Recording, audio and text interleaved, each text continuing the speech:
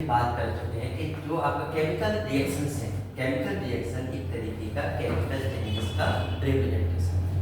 तो chemical changes को हम डिस्कस सबसे पहले हम केमिकल चेंजेस को डिस्कस करेंगे। नेचर में हम दो तरीके के चेंजेस देखते हैं, एक फिजिकल चेंजेस और एक केमिकल चेंजेस। अब हम यहाँ पर बात कर रहे हैं सबसे पहले केमिकल चेंजेस। केमिकल चेंजेस में हम एक एग्जाम्पल के तौर पर समझते हैं जो आपने पहले भी कई बार पढ़ा होगा, रस्टिंग की एग्जाम्पल देते हैं, रस्टिंग ऑफ आयरन। ठीक है, लोहे में जल रखना, इससे हम केमिकल चेंजेस की समझने की कोशिश करते हैं। ठीक है, तो हमने सबसे पहले आयरन रॉड ले ली। क्या ले ली बेटा?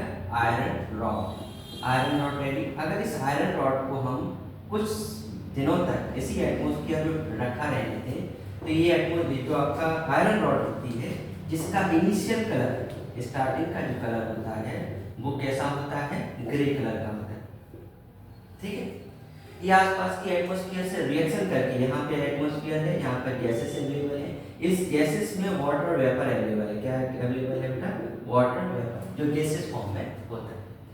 ये वाटर वेपर के साथ रिएक्ट करके, ये आपकी आयरन रॉड है जिसका सिंबल Fe होता है, ये रिएक्ट करके जो आपका आयरन रॉड है इसके ऊपर एक लेयर जम जाती है, लेयर इसमें जमा हो जाती है। इस लेयर जो जमा हो जाती है इसका कलर जो होता है, इसका जो कलर होता है वो होता है reddish brown colour, reddish brown colour.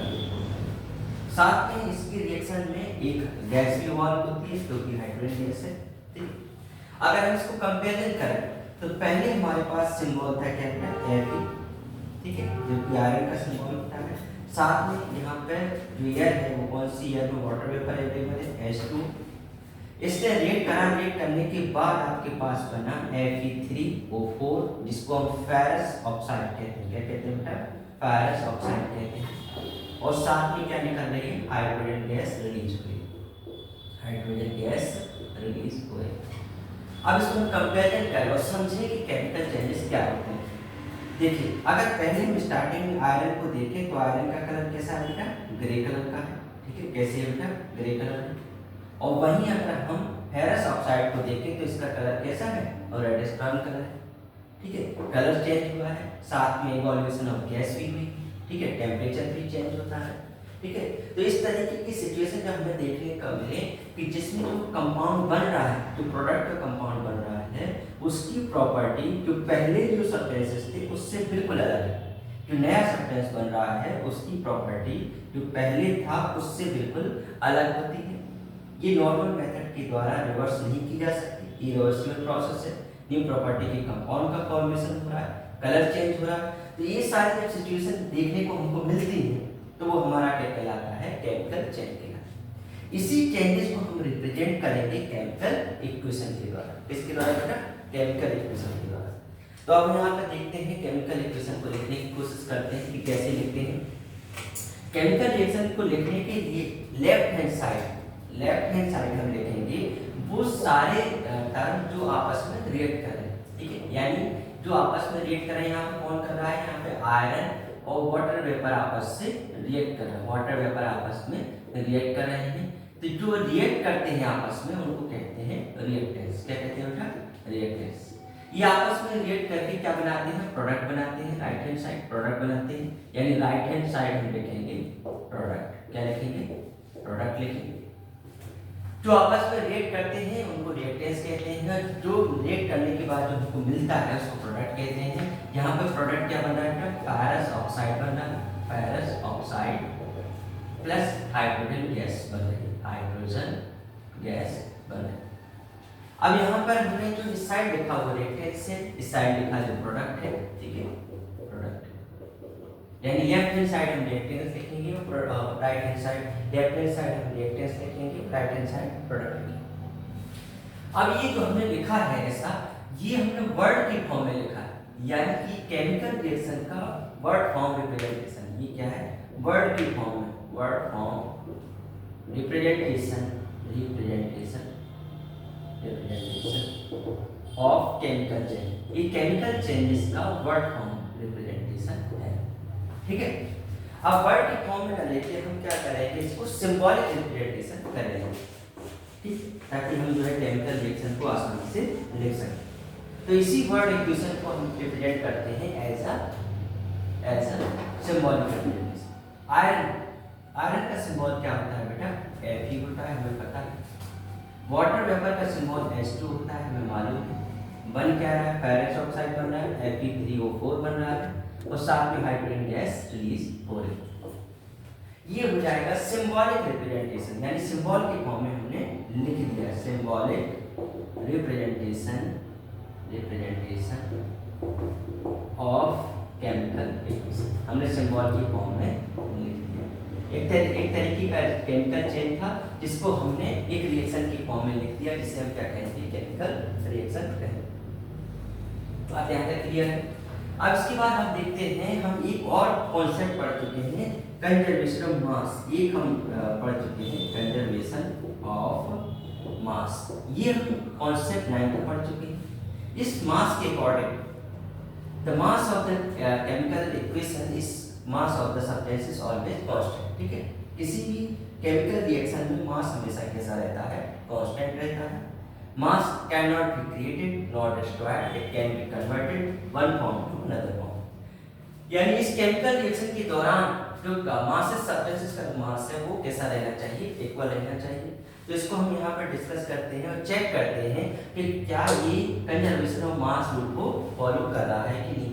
और इसको चेक करने के लिए हम ये आइडेंटिफाई करेंगे। कैसे करेंगे? हम number of element reactant side और number of element product side check करेंगे। यदि दोनों इक्वल है तो हम कह देंगे कि वो केमिकल रिएक्शन क्या है? बैलेंस है। और अगर दोनों इक्वल नहीं आते हैं तो हम कहेंगे वो अनबैलेंस है।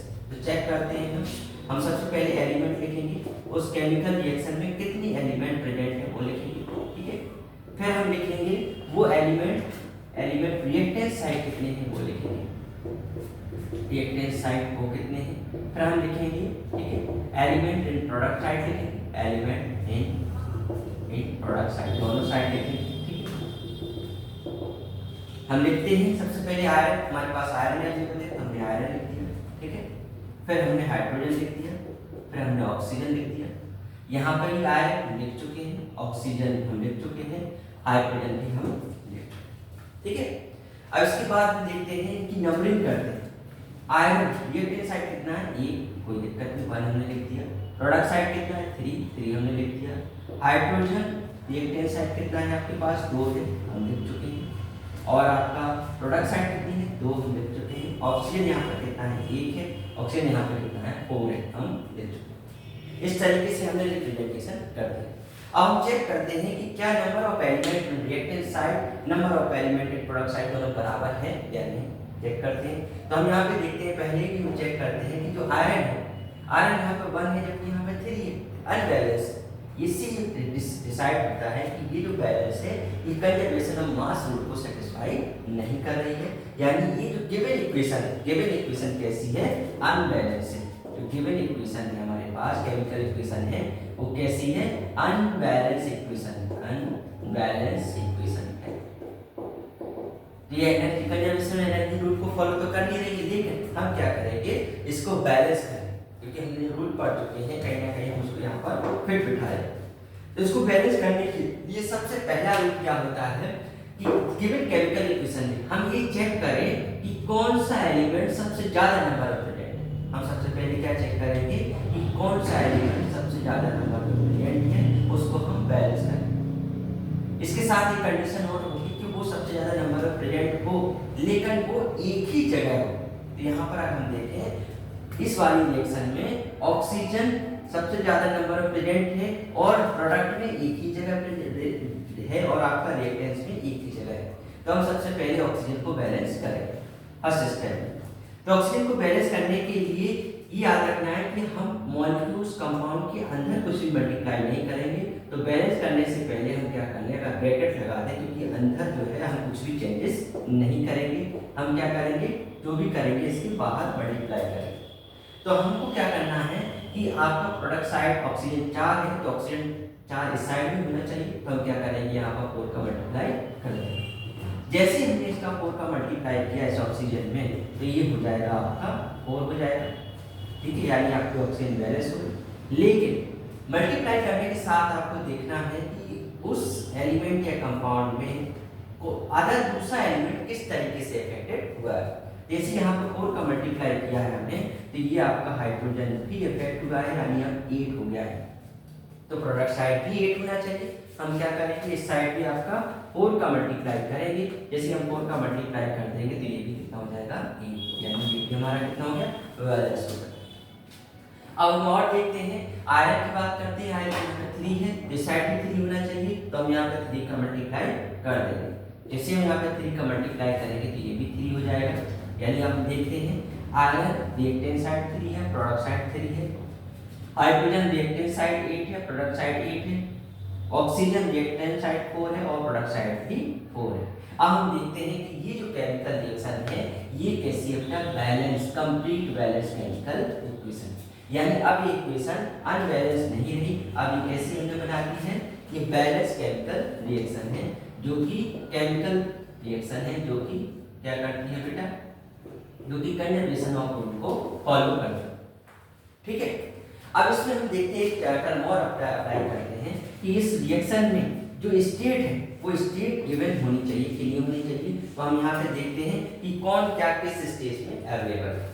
तो इसको समझने के लिए सबसे पहले कॉन्सेप्ट अपनाते हैं कि अगर कोई एलिमेंट या कंपाउंड लिखा हुआ है मान लो ये, और इसके ब्रैकेट में लिखा हुआ है एल, यानी वो एलिमेंट और कंपाउंड किस फॉर्म में है, लिक्विड फॉर्म में, याद रखना है। अगर कोई एलिमेंट या कंपाउंड लिखा हुआ है उसके ब्रैकेट में एस है तो वो किस फॉर्म में है, सॉलिड फॉर्म में। ठीक है, और अगर कोई एलिमेंट लिखा हुआ है ब्रैकेट में एक एक्वस लिखा हुआ है तो वो सॉल्यूशन की फॉर्म में, किस फॉर्म में है, सॉल्यूशन फॉर्म में। ठीक है, और अगर कोई एलिमेंट लिखा हुआ है, जैसे ये लिखा हुआ है और ब्रैकेट में लिखा हुआ है आपका क्या लिखा हुआ है, जी, तो ये किस फॉर्म में है, गैस फॉर्म में। ठीक है, गैसेस फॉर्म में है। और अगर कोई एलिमेंट लिखा हुआ है और उसमें इस तरीके का एरो बना हुआ है, अपवर्ड एरो बना हुआ है, इसका मतलब उस केमिकल रिएक्शन के दौरान गैस फॉर्म हो रही है, गैस इवॉल्व हो रही है, गैस का फॉर्मेशन हो रहा है और वो निकल रही है। अगर किसी केमिकल रिएक्शन के दौरान ऐसा कोई एलिमेंट लगा हुआ है तो इस तरह से एरो बना हुआ है, तो उसका मतलब है वहां पर सॉलिड प्रेसिपिटेट का फॉर्मेशन हो रहा है, प्रेसिपिटेट का फॉर्मेशन हो रहा है।